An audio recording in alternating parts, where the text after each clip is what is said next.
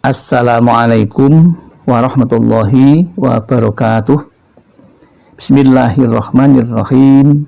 Alhamdulillahilladzi arsala rasulahu bil huda wa dinil haq liyudhhirahu 'alad dini kullihi walau karihal musyrikun.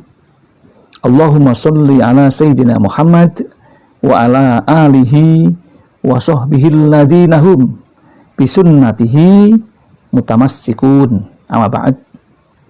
Jamaah Al-Fatih Channel yang dirahmati oleh Allah, mari kita buka pertemuan kita kali ini dengan ungkapan rasa syukur kepada Allah Subhanahu wa Ta'ala atas limpahan rahmat dan nikmatnya, sehingga pada hari ini kita dipertemukan oleh Allah dalam keadaan sehat walafiat, tanpa halangan suatu apapun. Mari kita syukuri dengan mengucapkan kalimatul tahmid, alhamdulillahirabbil alamin. Selanjutnya, sholawat dan salam semoga tercurah keharibaan Nabi Muhammad sallallahu alaihi wasallam, Nabi yang kita rindukan syafaatul uzmanya ketika kita di dunia dan di akhirat nanti. Yang ketiga, ingin kami sampaikan kepada saudara-saudaraku tentang ilmu yang berjudul Kisah Pengamal Ayat Kursi yang selamat dari gangguan jin ifrit jahat. Kisah ini disampaikan oleh Imam Al-Ghazali di dalam kitab Khawasul Quran. Sehubungan dengan itu, bersumber dari Ibnu Qatadah bahwa pada suatu hari ada seorang pedagang kurma yang bernama Ka'ab pergi ke negeri Basrah dengan membawa barang dagangannya untuk dijual di pasar pada esok harinya. Setelah sampai di sana, ia lantas mencari penginapan. Karena Ka'ab termasuk salah seorang pedagang yang datang terlambat, maka ia tidak kebagian satupun tempat yang kosong. Semuanya tidak ada yang kosong. Semuanya sudah penuh oleh pedagang-pedagang yang lain. Ka'ab bingung, ke sana kemari mencari penginapan. Akhirnya ia menemukan rumah kosong yang sudah lama tidak dihuni. Menurut omongan orang, karena rumah tersebut telah dihuni oleh jin ifrit yang jahat, bahkan sudah berkali-kali yang menempati rumah itu mati dicekiknya.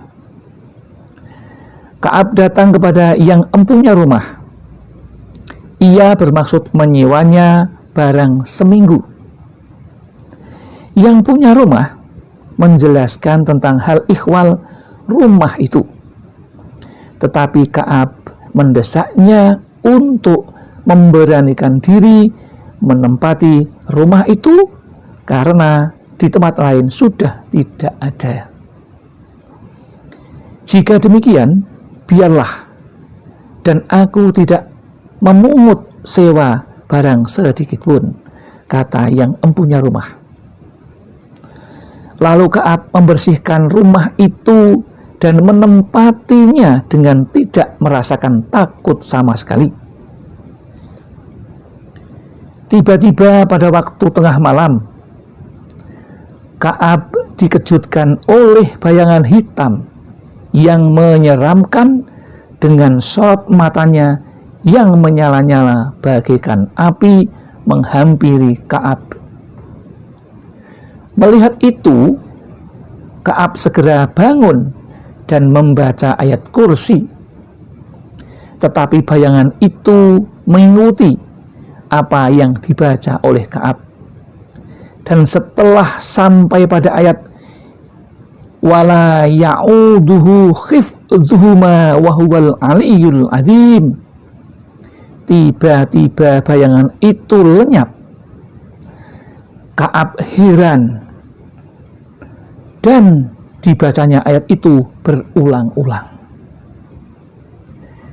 Tidak berapa lama, Ka'ab mencium sepertinya ada sesuatu yang terbakar.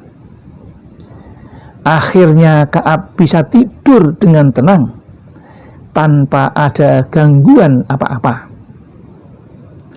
Dan benar apa yang dikatakannya, bahwa ia telah melihat di salah satu sudut rumah itu ada bekas-bekas terbakar. Di saat itu Ka'ab mendengar ada suara yang berkata, "Hei Ka'ab, engkau telah membakar jin Ifrit ganas itu."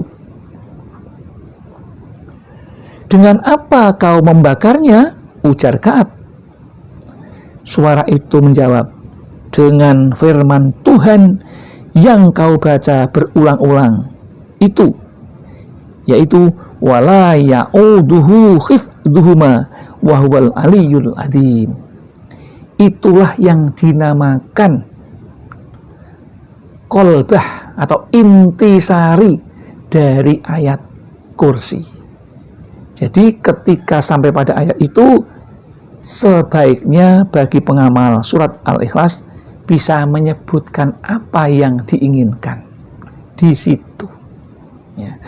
Di situ ada yang namanya ayat hafadhah, ayat yang melindungi, yang itu semua milik Allah Subhanahu wa Ta'ala.